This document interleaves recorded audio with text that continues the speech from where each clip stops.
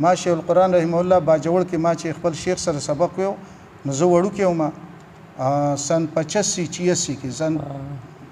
67 زما پیدایش دی وړوکی وم نو شیخ صاحب ته مې ویلې زما دا خواهش دی چې شیخ صاحب نه دوره وکم ارمان مې دی پته نه لګي د مرګ ډېر خوشحاله شو ما ته دعا وکړه سن 85-86 کې ما په پنځپیر کې شیخ رحمه الله دوه دورې کړې دي 87 کې وړه دوره مې اوس وکړه بیا هغې نه وروسته هغې وفات شوي او دا یو خصوصیت دی چې حضرت شیخ رحمه الله چې دوره حدیث به نه کړي سند به نه ورکو الحمدلله زه سن 86-87 کې وړوکی وم او د حضرت شیخ رحمه الله د لاس د قرآن سند ماته میلاو شو بهترین علاج دا دی چې د ماشومان او زنانو مهنت وشي او دا د حضرت شیخ رحمه الله اصول او زما دا تجربه ده الحمدلله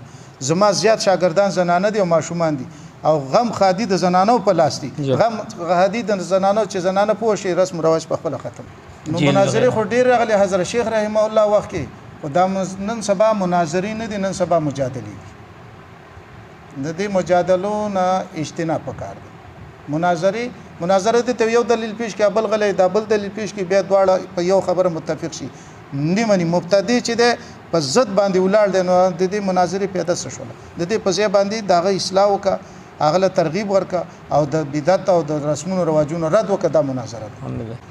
جماعتي احباب ته صرف دا پیغام چې جماعت مپرې دی او د قرآن درس مپرې